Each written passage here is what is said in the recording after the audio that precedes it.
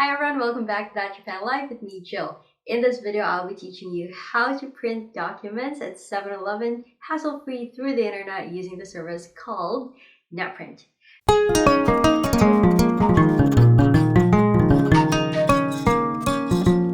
Netprint is an absolute lifesaver, and it's a service that I've been using for years, and I think it will be very useful not only for fellow residents in Japan, but also for those who will be coming here to visit the country in the future when the COVID-19 situation improves further. You never know when the need to print out some crucial documents would arise.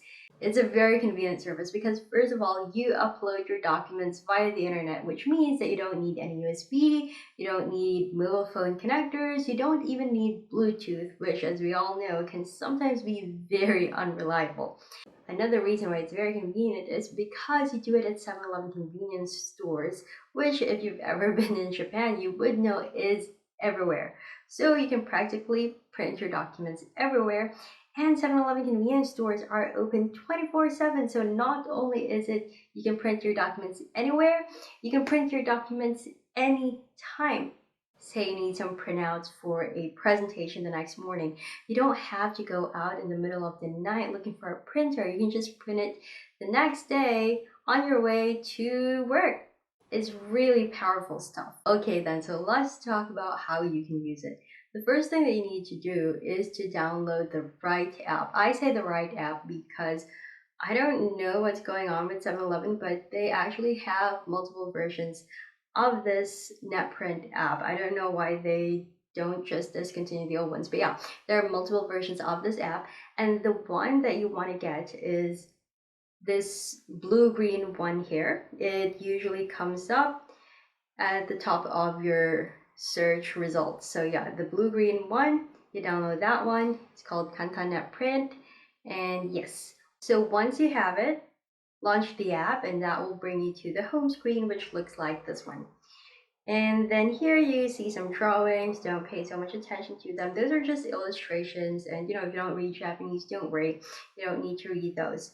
In order to upload your file, you just need to click on this plus sign here, and then there will be a pop-up, and you get to choose from different options. So the first option on the top says Shashi no Irabu, and this is when you want to print pictures. So it says that choose pictures. So for example, if I click on it, then it will open my camera photos.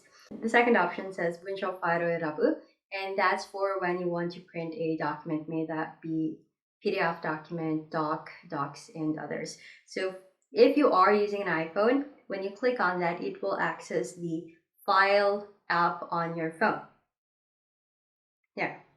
And then the third option actually just gives you instructions about how to print using Netprint directly from other apps. Printing directly from another app is easy, supposedly, because you just need to use the share button on your phone, so this one, and then Netprint should come up here. But then I actually ran into a problem with it because Netprint does not come up in the list of apps that I can use when accessing the share button. So yeah, there's a bit of an issue with that one. You should definitely try to see if you can access the Netprint app using the share button though, because it's also a convenient option if you have it. But in my case, I cannot, so I will not be discussing that on this video. So yes, so just choose whatever you want to print, and in my case, it will be a file document. I will be printing this one. After you've chosen your file, it will bring you to a screen where first you will have a very big preview of what you're about to print, and then at the bottom you have these options here. These options actually let you set your print settings. So the first one here says Yoshi size, and it lets you choose the paper size or the document size. You can choose from A4, A3, B5, B4, and then you also have at the bottom says Hagaki, and that's postcard size. If you are printing a picture, for example, another option that would come up is this Photo Yoshi L, which means large photo paper. So just so you know. The next option says Kara mode, and that's on color mode. And then you can choose to choose the color mode right during the time when you print the document. So when you go to 7-Eleven, or you could just go ahead and set it right now. So you could say colored, that's cut off, or black and white. And then the next one here, it says Chotto Chisame, and you can toggle that on or off.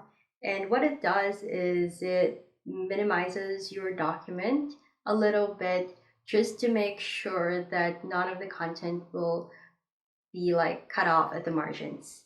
I don't think I need that for my document. I think I have the necessary margins in place, so I'll just toggle that off.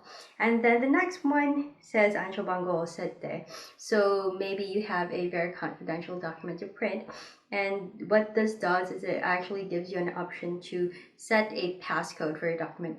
The documents that I print are mostly just personal and not really confidential stuff, so I just leave that off. But if you do want to set a passcode, so if you toggle that on, you would be asked to give a 4-digit passcode. I'll just leave that off for now. So those are the options, the print settings that you could set while using the app. And then at the bottom, you would also notice that there's a portion that gives you a date and a time. So that is the expiry of the code that you will get in order to print, which means that once that time lapses, then you can no longer use the code in order to print the document that you want. So it usually runs until midnight the next day. So today is November 28th, so it says that it will expire on November 29 at 23:59. Okay, so if you're satisfied with the settings that you have set, then click this one here at the top right. You have Toroku, and then a pop-up will come out. It's uploading. It says upload to, so right now it's uploading. Okay. And then it says upload kanryo, so done uploading. And then click on this button here, which says Tojiro, just below the check mark, in order to close it. And then once you close that, it still says Ukatsuka True, so you don't have the code yet. They're still processing it. You can refresh, and finally you get a code. So this is the code which you will use in order to print your document at 7-Eleven. This is important because you want to print your document, so you might want to take note of it. You can screenshot, you can use pen and paper, but actually even if you close your app, you could access it anytime. Every time you open the app, unless it's already expired, that code still remains on your phone. So yeah, I'll just leave that up for now. And then go to 7-Eleven. So this is the 7-Eleven multi-copy machine, which you will find in any 7-Eleven convenience store. This is what it looks like, and there you have the screen for printing. First, click on this button here, which says print. On the next screen, choose Netprint, which is this one here. Here, just click Kakunin, and then you'll be asked to enter the code that you got when you uploaded your document via the app. And click on Kakunin here. On the next screen, you will get a preview of your document, and then on the left side, you have the print settings again.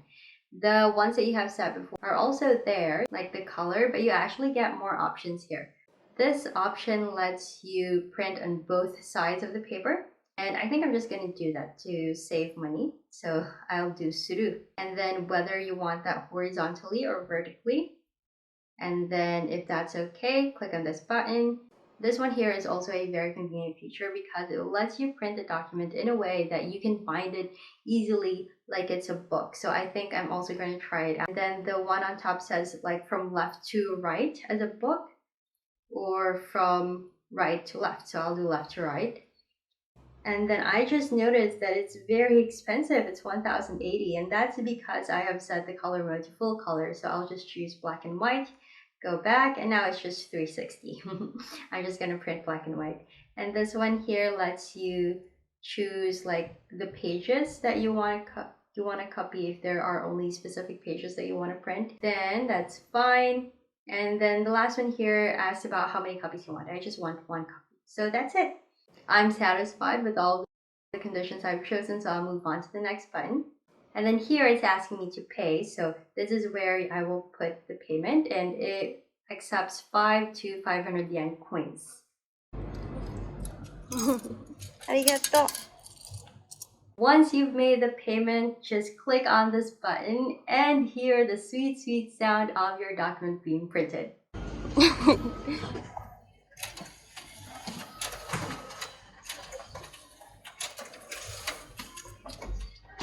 それあんといて。まだまだ。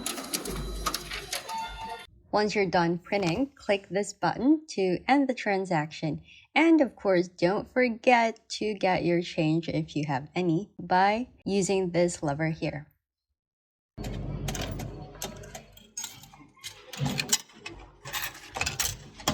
So the document that I printed here is actually the PDF version of one of my most useful content, which is the Japanese apartment guide. And it's very informative. It has all of the information that you need in order to operate the usual appliances that you find in a Japanese home. And you don't even have to print it out. You can just get the PDF document and save it on your phone so you can access it anytime. You can actually get this PDF file for free by signing up to the mailing list on my website, which I will be linking in the description.